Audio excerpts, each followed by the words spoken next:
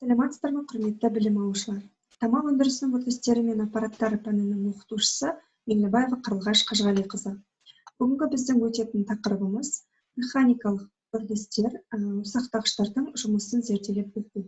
Сабақтың мақсаты ұсақтау машиналары жөнінде жалпы мәліметтер алу, ұсақтағыштардың жұмыс істеу принципі және конструкцияларымен танысу. Жалпы тамақ өндірісінің үрдістері мен аппараттары пәні бірнеше түрлерге жіктелінеді, яғни механикалық, жылулық, гидромеханикалық, масса алмасу.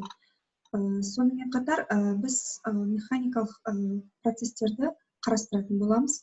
Яғни механикалық процестер материалдарды ұсақтау, жіктеу және престеу процестері болып табылады. Механикалық процестердің нәтижесінде материалдың физика-химиялық қасиеттері ғана емес, олардың пішіні өзгереді. Оларға ұсақтау, кесу, іріктеу, престеу, дөңгелектеу жатады. Олар механикалық күштердің әрекетімен жүреді және олардың нәтижесі өнім бөлшектерінің өзгеруі арқылы алынады. Бұл процестерді біз көбінесе механикалық процестерді диірмендерде, ұсақтағыштарда, жарма бөлшектерде, ұнтақтағыштарда, көкөніс пен тамыр жемісті ұсақтағыштарда, сонымен қатар олардың беттерін тазартқыштарда және де қамыр илегіш машиналарда, триерлерде, престерде, штамптарда және де ұсақ заттарды сепарациялау құрылғыларында жүзеге асыру арқылы көретін боламыз. Барлық тамақ өндірісінде қолданылатын ұсақтау машиналары екі түрге бөлінеді: ұнтақтағыштар және диірмендер. Солардың ішінде бүгін біз екі тобына да жеке тоқталып өтетін боламыз. Яғни ұнтақтағыштар ірі, орташа ұнтақтау үшін, ал диірмендер орташа, ұсақ, жұқа және коллоидты ұсақтауда қолданылады. Сонымен қатар тамақ өндірісінің жаңағы қолданылатын ұсақтау машиналары келесідей талаптарға жауап беруі қажет. Яғни ұсақталатын материал кесектерінің біркелкі болуы, жұмыс кеңістігінен ұсақталған кесектердің жойылуы, шаң қалыптасуы төмен деңгейде болуы, ұсақтау дәрежесін реттеу мүмкіндігі, жылдам тозатын бөлшектерінің жеңіл ауыстырылуы мүмкіндігі және өнім бірлігіне энергияның аз шығындалуы. Енді келесі суретке қарасаңыздар, механикалық ұсақтау әдістерінің сұлбалары көрсетілген. Яғни А нұсқасында батыру, Б соққылау, В жару, сындыру, Г және Т үйкелеу. Яғни осы процестер арқылы біз жаңағы механикалық процестердің көмегінің жүргізілуі арқылы осы жабдықтарда жүреді. Бастапқы материалдың және соңғы өнім кесектерінің өлшемдеріне байланысты ұсақтауды негізгі екі түрге бөлеміз: уақыттау, яғни ірі кесектерді, екінші тарту, яғни ұсақ кесектерді ұсақтау процесі болып табылады. Сонымен қатар суретке қарап өтсек, ұсақтағыштардың түрлері көрсетілген. Яғни бұл жерде А жақты ұсақтағыш, Б конусты, В білікті ұсақтағыш, Г балғалы ұсақтағыш және Д роторлы ұсақтағыш көрсетілген. Енді осы көрсетілген ұсақтағыштардың түрлеріне жеке-жеке тоқталып өтсек. Жақты ұсақтағыштар, яғни жақты ұсақтағыштар ірі және орташа ұсақтауда қолданылады. Жұмыс істеу тәртібі сына тәріздес үлгідегі екі жақ арқылы пайда болған материал бекітіліп ұсатылады және екі жақтан біреуі қозғалмалы, яғни ал екіншісі қозғалмайтын болады. Қозғалмалы жақ қозғалмайтын жаққа қарай қозғалу арқылы іске қосылады. Және де суретке қарап өтсеңіздер, жақты ұсақтағыштар бірінші тұғырдан, екінші қозғалмайтын жақтан және үшінші қозғалатын тақтадан, төртінші қозғалатын тақта осімен, бесінші қарапайым қозғалыстың қозғалмалы жағынан, алтыншы алдыңғы келу тақтасынан және де жетінші бұлғақтан, сегіз тоғыз біліктің эксцентрикті білігінен тұрады. Оныншы шығу саңылауының өлшемін реттейтін механизм және де 11 қозғалмалы жақ механизм түйіндерінің күштік тұйықталу құрылғысы, 12 керу тақтасы және 13 күрделі қозғалыстың қозғалмалы жағы, 14 күрделі қозғалыстың қозғалмалы жағының білігі.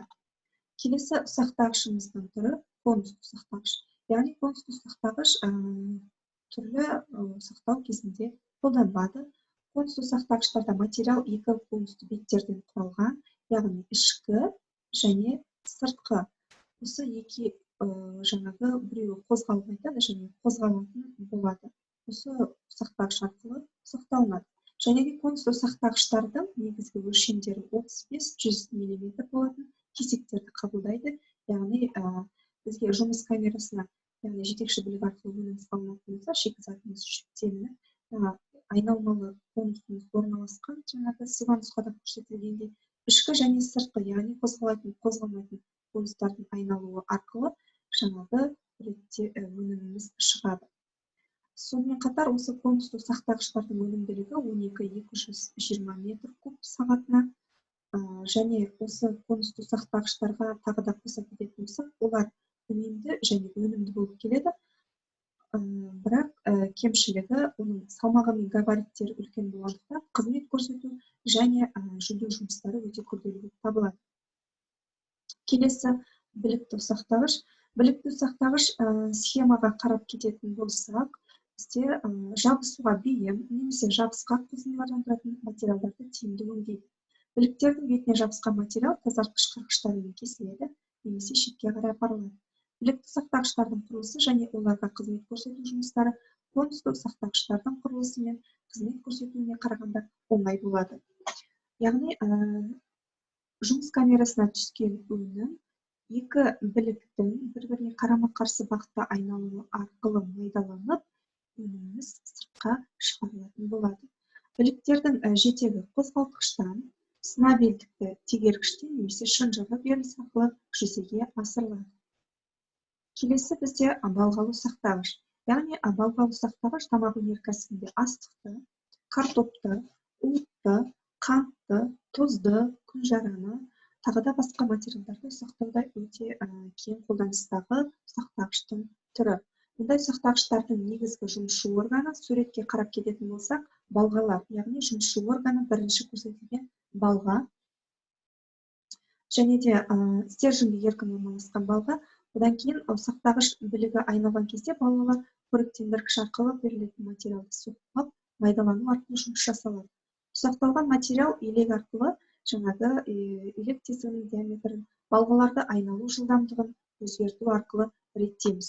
Сонымен қатар балғалы ұсақтағыштардың өнімділігін былайша есептейміз. М тең КД квадрат ЛН квадрат бөлінген 3600 I минус 1. Яғни бұл жердегі DL деп отырғанымыз ротордың диаметрі және ұзындығы N ротордың айналу жиілігі, I ұсақтау дәрежесі, K коэффициент. Жұмсалатын қуат N тең 0,15 MI. Яғни 0,15 бұл жерде бізде тұрақты шама болып табылады. Келесі бізде шарлы және стерженьді терминдер көрсетілген. Ұнтақтау және аса майда ұнтақтауда шарлы және стерженьді терминдер қолданылады. Бұл терминдер шарды майдалауда жәнегі майдалайтын шар немесе стерженьдер салыну арқылы біздің процесіміз жүзеге асады. Осы шарлар немесе стерженьдердің соққысы немесе үйкелуі арқылы біздің материалымыз ұнтақталынады. Суретке қарап кететін болсақ, бірінші бізде тісті берілісіміз орналасқан, екінші қуыс түсіру сафирі, үшінші подшипник, төртінші барабан, бесінші люк, 6 тию сафирі, 7 ұсақтайтын денелерден тұрады. Тамақ өндірісінің келесі ұсақтауыш түрі коллоидты дермендер. Яғни дермендердің бұл түрі паста және эмульсия дайындауда қолданылады. Тағы да суретке қарап кететін болсақ, коллоидты дермендердегі негізгі жұмысшы органы статор және конусты ротор болып табылады. Статор мен ротор арасында қуысқа беріліп, ұнтақталып, штуцер арқылы майдаланып шығарылады. Жаңағы ротордың жылдамдығы 100-125 метр секунд. Коллоидты дермендер көптеген жаңағы тамақ өндірісінің астықтарын өндіруде қолданылады. Сонымен қатар конусты коллоидты дермен бірінші біліктен, екінші ротордан, үшінші корпустан және төртінші бұрандадан, бесінші статордан, алтыншы канавкалардан, жетінші воронкадан, 8 қақпақтан және 9 штуцерден тұрады. Келесі сабағымызды қорытындылай кететін болсақ, бүгінгі тамақ өндірісінің үрдістері мен аппараттары пәнінде механикалық процестерді, яғни механикалық процестер дегеніміз не? Олардың жаңағы ұсақтағыш аппараттардың жұмыс істеу принциптеріне, тоқталып кеттік. Енді осы үйге тапсырма бақылау сұрақтары, яғни бірінші ұсақтағыштарға қандай талаптар қойылады, екінші орташа ұсақтау үшін пайдаланылатын ұсақтағыштар, үшінші ірі ұсақтау үшін пайдаланылатын ұсақтағыштар, төртінші ұсақтағыш құрылғының жұмыс істеу теориясы, қуат шығыны және өлшемдерін анықтауға арналған есептеу формулалары, майда ұсақтау үшін пайдаланылатын ұсақтағыштар, алтыншы балғалы ұсақтағыштың жұмыс істеу принципі және формуласы. Осы сұрақтарға жауап беріп дайындалып келеміз. Және де жалпы осы берілген мәліметтерге нақты қосымша дерек ретінде мына келесі сілтемелерді қолдану арқылы орындасаңыздар болады. Назар қойып тыңдағандарыңызға рахмет. Сау болыңыздар.